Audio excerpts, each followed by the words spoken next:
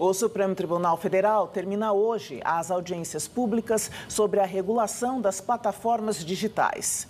O que está em questão é se as chamadas Big Techs, as empresas responsáveis pelas redes sociais, por exemplo, devem ser responsabilizadas pelo conteúdo que circula nelas. Pois é, depois dos ataques de 8 de janeiro, orquestrados através das redes sociais, esse debate sobre mecanismos de controle ganhou força.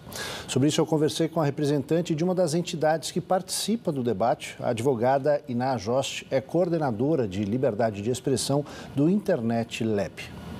O STF, essa semana, está escutando organizações da sociedade civil, pessoas do governo, para formar a sua opinião sobre uma questão. Que questão é essa?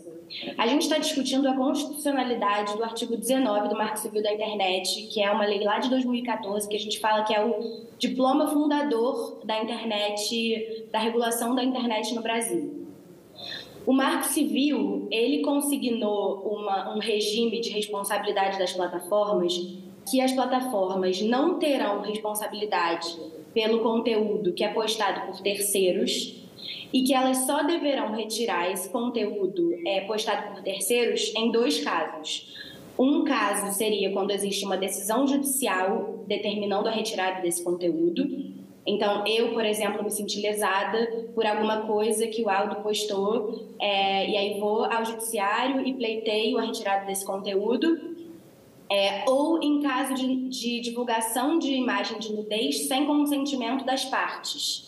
Então, só nessas 2 hipóteses, a plataforma deveria retirar o conteúdo. Essas 2 ações, esses 2 recursos extraordinários, eles discutem se a plataforma poderia, diretamente, sem ser ativada pelo judiciário, retirar um conteúdo, ou seja, por uma notificação extrajudicial, por exemplo. Vamos supor que a defensoria pede para retirar o conteúdo X, e aí se a plataforma deveria retirar ou não, e também se a plataforma deveria ser responsabilizada civilmente por um conteúdo postado por um de seus usuários que cause dano a terceiros. Qual é a posição da entidade que você representa e por que você defende essa posição?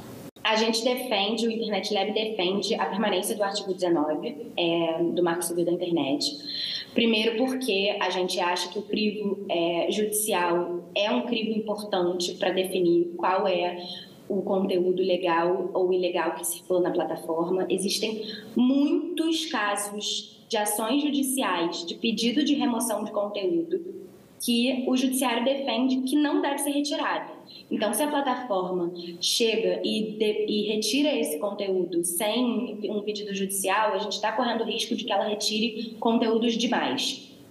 Depois, a gente também acha muito importante o legislativo tem a titularidade dessa discussão sobre o que deve ser conteúdo ilegal e o que deve ser discurso de ódio e não as plataformas, e que o legislativo tome as rédeas dessa discussão para redesenhar e repactuar questões do Marco Civil da Internet que, de fato, foram pactuadas em 2014. A gente está falando de um regime que mudou muito. A gente está falando de uma realidade que tem 10 anos. Como você sabe, a internet é um ambiente extremamente volátil. Muitas das políticas que foram pactuadas em 2014 precisam de uma revisão, mas a gente não acha que essa revisão deve vir por meio do STF, porque a gente acha que isso deve ser uma discussão ampla da população, dentro do legislativo, e que tome em conta outras camadas de moderação de conteúdo que não apenas a responsabilidade civil dessas plataformas. E isso não é isentar as plataformas de responsabilidade? De forma alguma. Isso é criar para as plataformas novas responsabilidades de acordo com as situações que se apresentam. Então, assim, eu não sou a favor, a gente não é a favor de que a plataforma deva se responsabilizar no caso a caso por um conteúdo postado por fulano e um conteúdo postado por cicrano, inclusive porque isso é impossível. A quantidade de conteúdo que a gente está falando é massiva.